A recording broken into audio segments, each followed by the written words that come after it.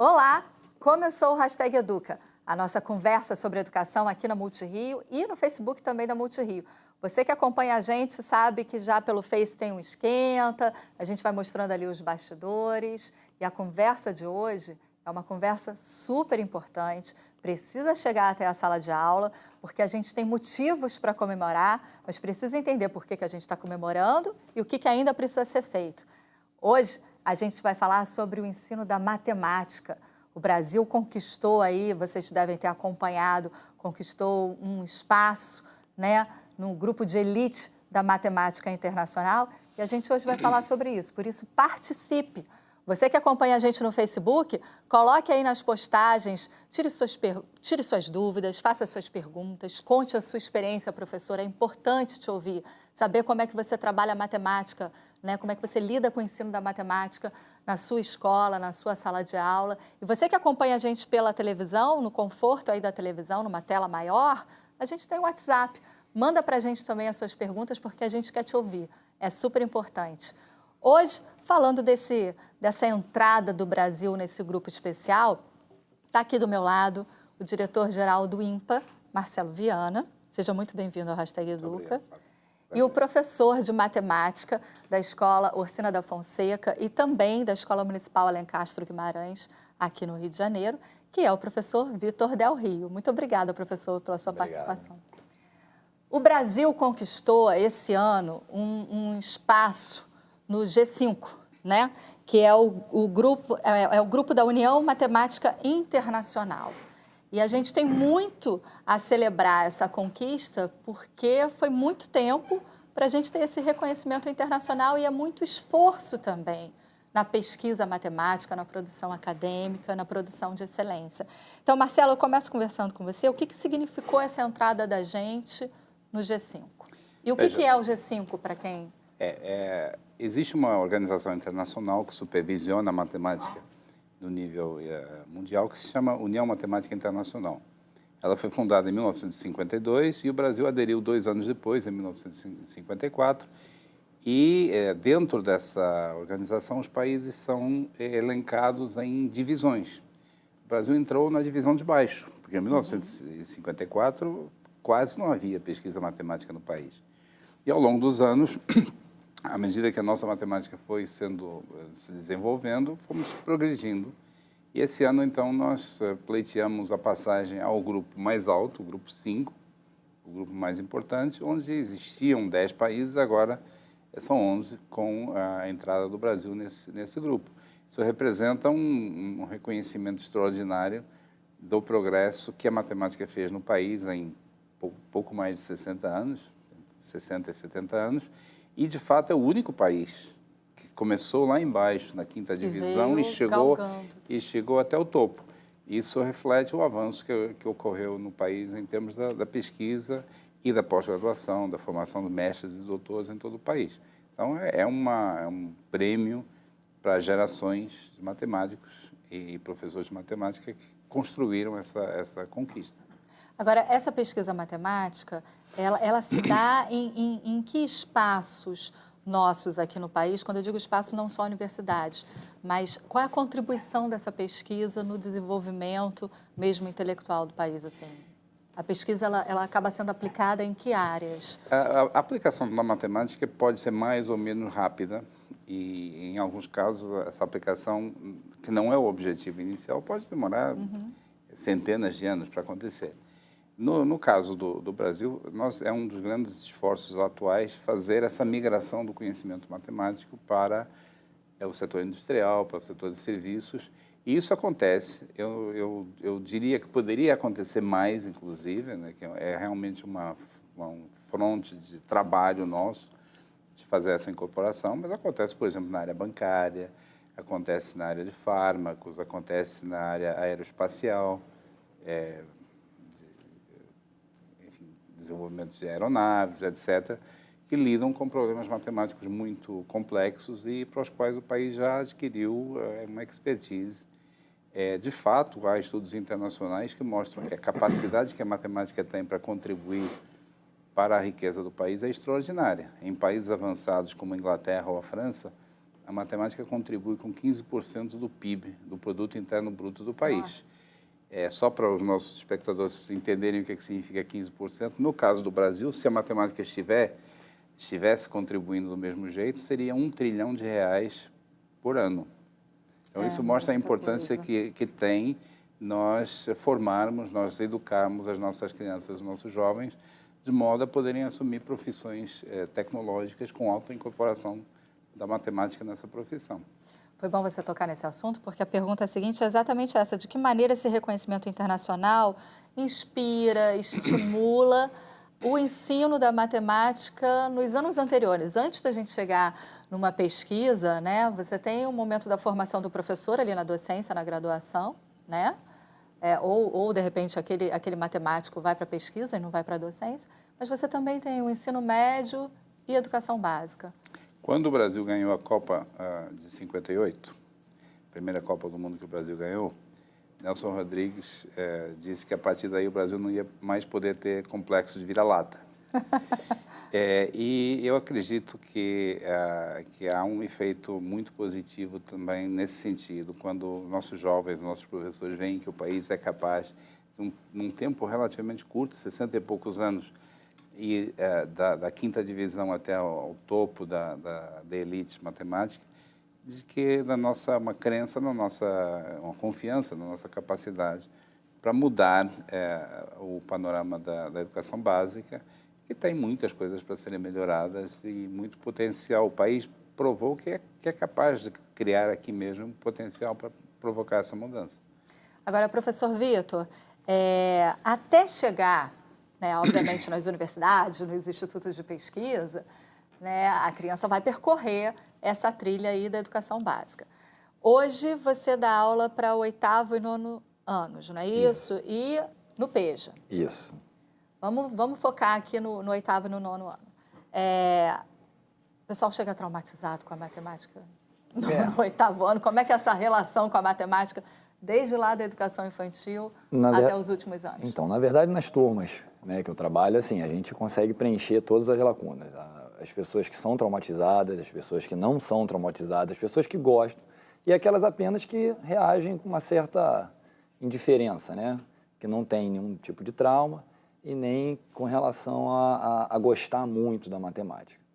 Mas é um fato, sim, que a gente, quando vai começando a trabalhar, principalmente com os anos finais, né, do ensino fundamental ou até mesmo do ensino médio, você vai encontrando gente, né, alunos, que já desenvolveram um certo trauma, uma certa resistência, uma certa dificuldade, simplesmente porque está tendo aula de matemática, só pelo fato de ter a aula de matemática, já encontra naquela aula, naquele momento ali, um campo não muito propício a se desenvolver, né? Só por ser algum trauma passado ou alguma má experiência num relacionamento, de repente, com um professor ou com a matéria, ou porque tirou alguma nota baixa e aquilo ali desencadeou alguma tristeza, né?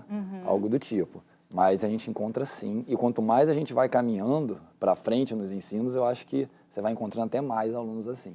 Foi bom, porque ontem a gente estava conversando e eu queria, Marcelo, que você desse uma opinião.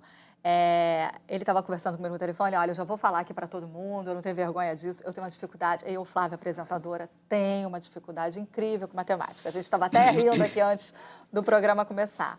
E aí, o Vitor ontem me falou assim: poxa, ele trabalha com abordagem colaborativa, em sala, que a gente também já vai falar sobre isso. Mas ele falou assim: poxa, se o professor entrar na sala, coloca ali no quadro uma teoria, uma fórmula, alguma coisa, e vem com um jargão técnico-matemático, é assustador, né? E aí você tem uma experiência para falar sobre isso, né? Isso. Da abordagem colaborativa a partir dos alunos, né? Na verdade, isso foi até... isso começou na questão da educação de jovens e adultos, quando a turma já estava para se formar, né? Já estava para sair da escola, e aí eu resolvi falar sobre função da forma conceitual mesmo, sem entrar muito na questão de ser uma função afim, quadrática e tudo mais. Ai, meu Deus, falou grego. Mas até pela questão de estar muito trabalhado no Enem, é uma questão que é associada muito a gráficos, leitura de dados, né? Relações entre grandezas, entre entre números. Então, assim, a todo momento a gente vê uma aplicabilidade fácil, uma contextualização até relativamente fácil, né, com função. Então, resolvi começar a aplicar essas práticas colaborativas com relação ao ensino de função. Na verdade, não ensino de função, né? Com assunto função. Antes até de falar como foi o exemplo, só dar uma pontuada sobre as práticas colaborativas, né? No que ela consiste. Basicamente, até acredito que até para você tentar melhorar essa relação com a matemática, dos alunos com a matemática, eu acredito muito na interação. Na interação do professor com os alunos, dos alunos com os próprios alunos, e de como todos nós que estamos ali dentro de sala de aula, a gente vai interagir com a própria matemática. Marcelo gostou disso. Né? Concordo inteiramente, absolutamente. De que maneira aquilo ali vai fazer parte do nosso dia a dia. Às vezes a gente não consegue contextualizar para o dia a dia da sua turma, mas a gente tem como interagir com aquilo ali, né? Com aquele conteúdo em específico. Às vezes a gente pode trazer um certo problema para contextualizar, mas que não faz parte da realidade, de repente, de metade da sala. Porém, o aluno consegue ver, vamos botar assim, manusear aquilo ali com uma certa tranquilidade. Então, eu acredito nessa interação do aluno com o conteúdo com o conteúdo trabalhado, né? E o exemplo de função, acho que ilustra bem isso, porque na prática colaborativa a gente tenta cada vez mais, na verdade, cada vez menos, fazer parte diretamente como expositor do conteúdo. Né? Diferente de eu chegar no quadro, escrever, aí explico o que eu escrevi, agora vamos e faz exercício. Aquela prática muito tradicional e que se usava anos e anos atrás e que a gente sabe que, infelizmente, ainda é repetido, não tem essa estatística, mas até hoje. Acredito que da maioria para cima, né? Da metade para cima de professores. Então, assim, essas práticas colaborativas, a gente introduz o conceito de alguma forma, né? Ou às vezes instigando o aluno a responder, ou até mesmo com a apresentação de alguma fórmula, ou a apresentação do conteúdo de maneira mais direta, mais rápida, e começa a provocar, através de atividades, um certo questionamento. Né? Pode dar um exemplo. Então, essa questão de função. Eu comecei a botar alguns diagramas, né? Aí comecei a dizer diagramas de flecha, né, que a gente chama, né, sobre as relações que eram ou não eram função. Né? Então, botei isso aqui e falei, gente, isso aqui não é função. Essa daqui é uma função. Expliquei qual era a função, uma relação entre dois conjuntos e tal, mas de maneira também bem superficial, para não entrar naquele linguajar muito matemático.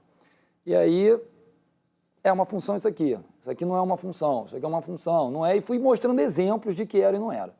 E aí falei, galera, olha só, agora vamos pegar esses daqui, né, uma atividade, estava tendo uma folha de exercício, estava no livro, e com o que vocês entenderam, com as observações que vocês tiraram, com as conclusões que vocês tiraram daqui, nos grupos que vocês estão formados, né, porque a colaboração é a matemática no ensino, a gente parte do princípio desses alunos estarem pelo menos em trio, dupla até dá, mas depende do número de alunos, mas né, trio, quarteto e tal. E com o que vocês observaram, digam se é função ou não é função. E aí começou as discussões, as argumentações dentro dos grupos. Isso aqui é, professor, o que você acha? Eu falei, não, tenta aí.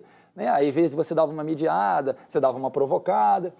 E aí surgiu um aluno dentro de um grupo, que isso me chamou muita atenção, que ele falou assim, eu já entendi o que é função. Função é quando todo mundo aqui pega alguém do outro lado. Eu falei, bom, matematicamente isso está meio feio, mas tem um conceito... Mas entendeu, né, Marcelo? Assim, eu entendi. De uma certa forma, correto. Vamos começar. Aí, assim, partindo dessa semente plantada, agora vamos começar, então, a trabalhar essa questão esse cara daqui, todo mundo daqui, pegou alguém lá, encontrou alguém lá, né? Vamos botar esse cara daqui. Essa colocação do Vitor é muito interessante, porque ela evidencia uma coisa que é uma característica da matemática, que, ao mesmo tempo, é uma grande vantagem e uma grande desvantagem na questão do ensino. A gente está habituado, quando, por exemplo, assiste TV, a sentar no sofá e ficar assistindo de modo passivo. Repouso, né? É passivo. Assistir futebol e tal. A matemática é exatamente o contrário. ninguém deve ter medo da matemática, que a matemática é uma boa amiga, mas é uma amiga que quer que você brinque também. Não quer brincar só para você. Então, essa participação da criança no processo de chegar até o conhecimento é absolutamente fundamental. Um dos erros que os professores, por vezes, fazem, aliás, muitas vezes, é evitar que a criança tenha o trabalho, é dar a receita, é ensinar o caminho, apresentar o caminho. Isso talvez um dos piores erros que podem ser feitos, porque o processo de maneira ativa, descobrir o caminho, de encontrar o caminho, de passar pelo desespero, de não saber o que fazer, mas depois encontrar a solução, que ele evidenciou, ele ilustrou com esse exemplo, isso é o modo como a matemática funciona. E, claro que exige mais esforço, claro que exige uma atitude proativa, claro que exige mais do professor. Ser professor de matemática é muito difícil, tá? Mas é daí que vem a riqueza da... E aí, quando você consegue, quando a criança consegue, tem uma satisfação, uma gratificação tão grande que a ansiedade com a matemática desaparece. Então, é fundamental que o professor, não é fácil, mas que o professor consiga fazer o aluno passar por esse caminho. Tem uma pergunta aqui, que é da Mônica Fonseca, que ela fala assim, aulas de matemática lúdicas atraem os alunos? Como fazer? Ela precisa de dicas. Absolutamente. Qual é a criança que gosta de coisa chata? Todos nós somos... Você achava a matemática chata? Não, nunca achava, mas eu dei sorte. Eu tive bons professores e fui encaminhado. Eu não acho que eu tivesse uma vocação, porque tem também esse mito de que existem aqueles que têm vocação e aqueles que não têm vocação. Existem pessoas de exatas e pessoas de humanas. Isso é uma lenda urbana. O cérebro humano é tão flexível, tão capaz de adaptação, que não existe ninguém que não possa... Aliás, a minha afirmação básica é todo ser humano nasce gostando de matemática. Dá licença, tomara que todos os meus alunos estejam vendo o programa nesse exato momento dessa fala. Todo ser humano nasce gostando de matemática. O processo de aprendizagem porque a matemática é abstrata, porque por vezes pode ser mal apresentada, etc., que acaba fazendo com que isso mude. Mas eu dei sorte que desde o início foi muito bem apresentada por bons professores, dos quais o primeiro foi a minha mãe, então comecei muito bem. Já tinha uma relação de afeto ali, né? Comecei muito bem, então eu sempre achei matemática, como acho até hoje, mal barata, mal diversão. Tem uma pergunta aqui do Pedro Ferreira, via WhatsApp, que é o seguinte. Boa tarde, professores. No ensino fundamental, nós da Escola Municipal Rugendas participávamos das Olimpíadas de Matemática. Não sei hoje como está essa Olimpíada, você está falando com as pessoas certas, viu, Pedro? Não sei hoje como estão, enfim, as Olimpíadas, mas ele se lembra bem do empenho dos participantes e dos professores com aulas extras e reforço. Isso é interessante e fomenta o ensino da matemática. Ele agradece aos professores Marilúcia e acho que a Andréia, que foram professores dele de matemática, e a mim de geografia. Aliás, medalha ganha no IMPA, guardada até hoje. Olha, as Olimpíadas, quero tranquilizar, estão muito bem. Inclusive, em número de escolas, esse ano nós voltamos a bater o recorde. São mais de 54 mil escolas que estão participando desde 2017, desde o ano passado. A Olimpíada está aberta também às escolas particulares, então todo mundo pode participar e ela continua tendo um papel, eu diria, cada vez maior de incentivo à matemática, justamente pelas razões que ele mencionou. Ela cria uma dinâmica na escola, uma agitação, uma animação, e apresenta a matemática. O Vitor Você trabalha com a Olimpíada lá na Orsina, né? O projeto que o IMPA desenvolve de OBMEP na escola é um processo seletivo que eles abrem aos professores de ensino básico. E, assim, eu comecei ano passado e em um ano eu pude perceber exatamente, né, desenhar o que o Marcelo acabou de dizer agora, com relação ao gosto pela matemática, como os alunos se desenvolveram. A gente vinha, geralmente, ano a ano, a gente sempre inscrevia os alunos, né, a escola toda para participar da OBMEP, e ano passado não foi diferente, porém o que mudou é que, tradicionalmente, por ano, a gente conseguia 2 menções honrosas. Eu estou falando num universo aí de geralmente 300, 350 alunos, que é o que tinha a nossa escola. E ano passado, novamente, inscrevemos a escola toda e nós tivemos dois grandes ganhos aí. De 2 menções honrosas, passamos para 9 menções e 1 medalha de prata.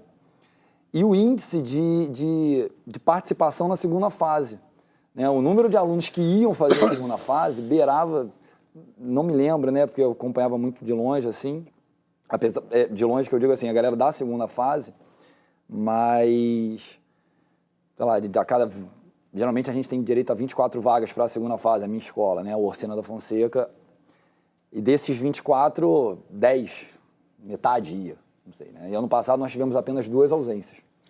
Esse efeito que o Vitor está dizendo é nacional. Nós analisamos as estatísticas. Em primeiro lugar, os alunos que participam nesse programa OBMEP na escola, que é um programa de formação de professores e formação de alunos. A gente treina os professores de escola em universidades e eles formam turmas em suas escolas para dar aula para os alunos fora do horário escolar normal, no fim de semana, no contraturno, para treinar para a Olimpíada. E a gente avalia o sucesso com base no resultado na Olimpíada. Então, dois dados muito positivos. A nota dos alunos da OBMEP na escola, treinados nessas turmas, é o dobro da média nacional. Isso com treinamento que ocorre em 3 fins de semana, durante 7 meses, 3 fins de semana por mês, durante 7 meses. E o índice de evasão da segunda fase também cai de maneira muito significativa entre essas turmas. Detalhe, não é nem a turma, a escola que tem uma turma. Basta a existência, não estou falando só dos alunos que participam do treinamento. Escola como a do Vitor, que tem uma turma de 20 alunos que participam no OBMEP da escola, isso reflete em benefício para a escola toda. A nota da escola vira o dobro. Ao ganhar esse prêmio, né, a menção honrosa, desses 9, 2 foram participar do PIC, que é o Programa de Iniciação Científica. Bota os alunos para, basicamente, né, vamos botar aqui rapidamente, estudar matemática, né? E o medalhista também tem direito a participar. Ele já tem a sua vaga garantida. O fato de hoje, na nossa escola, nós temos 4 alunos que participam disso, já faz com que a galera já comece a falar sobre isso. Então, falar sobre PIC dentro da Orsina hoje é normal.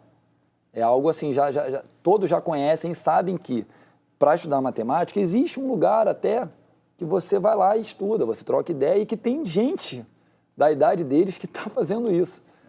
Vocês percebem o interesse? Assim, eu queria perguntar isso. O interesse parte do professor ou os alunos pedem, professor, a gente pode participar da Olimpíada? Como é que é essa relação? Temos os dois mecanismos, mas, de um modo geral, o professor tem mais acesso à informação. Então, é mais normal, mais habitual que a iniciativa parta do professor de matemática, porque tem mais conhecimento. Agora, nós temos vários exemplos de alunos que simplesmente ficaram sabendo. Tem escolas que não dão tanta divulgação assim. Mas o aluno nota, fica curioso, ou a aluna, também acontece com frequência. É uma boa pergunta que eu também ia fazer. As meninas participam? E aí, as meninas participam e tem uma estatística muito interessante da presença feminina. Da primeira fase para a segunda fase, são aprovados 5% melhores em cada escola. Então, são 18 milhões de alunos na primeira fase, desses aí 900 mil são admitidos para a segunda. E entre esses 900 mil, a distribuição de gênero é perfeitamente equilibrada. É meio a meio. Olha que porque a gente nota, bem interessante, porque também há um mito urbano de que mulher não dá para matemática, furadíssimo. Gente, então furadíssimo. Olha só, momento bobo da apresentadora, eu tenho salvação, né? Não, maior disparate, infelizmente, é um disparate que é perpetuado pelas próprias famílias e muitas vezes pelas próprias professoras e professores. Tá? Isso é um disparate. Prova é que 5% melhores que passam para a segunda fase é uma distribuição de gênero perfeitamente equilibrada. O que a gente nota? Que quando a gente olha as medalhas são 6.500 medalhas por ano. Aí o percentual de mulheres cai. Mas cai de uma forma que, por si só, é interessante. A Olimpíada é organizada em 3 níveis por idade. No nível 1, que são alunos do 6º e 7º ano, nós temos cerca de 30% das medalhas são mulheres. No nível 2, que é o 8º e 9º ano, é cerca de 20%. E no nível 3, que é o ensino médio, é cerca de 10%. Quer dizer, ao longo do crescimento, as mesmas crianças, mesmos jovens, vai tendo um viés cada vez mais masculino. Tá? Não é que elas ficam menos inteligentes, ou algo provavelmente sociocultural ali, começa a afetar e faz com que as garotas, de alguma forma, se alheiem do processo. Enfim, nós não temos uma boa explicação para esse fenômeno. Olha só, quem está assistindo a gente é Júlia Vitória, acho que é Biagio Maffei, falei seu nome certo, Biagio? Eu espero que sim. Raquel Vitória, Giovana Serra, José Laércio, Marlon Gustavo, William Júnior, mandando um oi para o professor Vitor. São seus alunos, eu acho que... Você começou a falar, eu falei, eu conheço essa rapaziada. Você conhece essa turminha, né? Que bom. Professor, de que maneira... Eu tenho uma percepção, e aí eu não sei se a gente já está chegando aí nos 5 minutos finais do programa, essa geração é uma geração mais interessada na matemática, talvez pelas tecnologias, por essa história de programação, por game. É uma geração que está mais aberta para o raciocínio matemático? Eu acredito que sim, mesmo quando não seja evidente que a matemática está nas coisas, mas justamente por causa dessa proximidade maior com a tecnologia, eu vejo isso com meus filhos, que já estão envolvidos em videogames e estão aprendendo um monte de coisas sobre o mundo, sobre o universo, e no meio de quebra estão aprendendo muita matemática também, por causa dessa conexão com a tecnologia, com o universo dos games. Isso os leva a, de fato, ter um privilégio de conhecimento que na minha geração chegou muito mais tarde.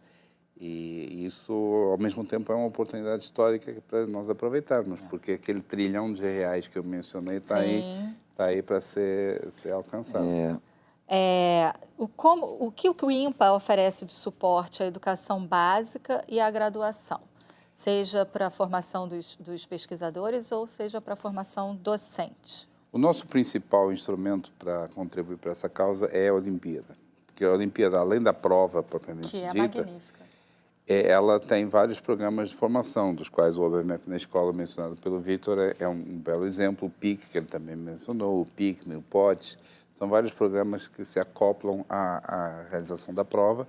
E agora temos, inclusive, um projeto de elaborar e disponibilizar de forma gratuita livros didáticos de matemática para as nossas escolas. Tá? Estamos começando com livros didáticos do ensino médio, mas a ideia é, ao longo do tempo, nós cobrirmos todos os ciclos. Mas a Olimpíada nem sequer foi a nossa atividade mais antiga nessa direção. Desde 1990 que nós promovemos cursos de formação continuada de professores, são 2 vezes por ano, em janeiro e em julho, inicialmente criados pelo meu colega Elon Lages Lima, que já foi diretor, e que o INPA continua, além de participarmos no Profmática, um mestrado profissional para professores de matemática, sobretudo das redes públicas. É isso que eu ia perguntar. Que é promovido pela Sociedade Brasileira de Matemática. Vale a dica para os professores da rede pública e para a rede particular também? Com certeza. O Profmática abre 1.700 vagas por ano, a inscrição é gratuita e há um número limitado, mas muito significativo, de bolsas da CAPES para alunos admitidos no programa. Ele funciona em todos os estados da federação, 1.700 vagas em mais de 100 campi em todo o país. Eu sou um exemplo vivo desses 2 programas aí. Eu fiz o Profmate, participo do OBMEP na escola. Olha aí, professor, não perde essa chance, não. Vai lá, entra no site do INPA, procura.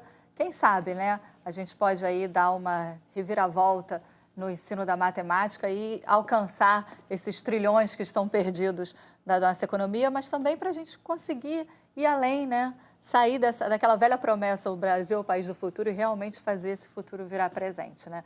Professores, muito obrigada pela participação de vocês, obrigada pelo trabalho, pelo talento, parabéns pela entrada no G5. E você que acompanhou a gente, olha, tem mais conteúdo para você aí nas postagens no Facebook. Dá uma visitada lá e no portal da gente, da Multirio. Tem conteúdo para você esperando, viu? A gente se vê na próxima. Até lá. Tchau.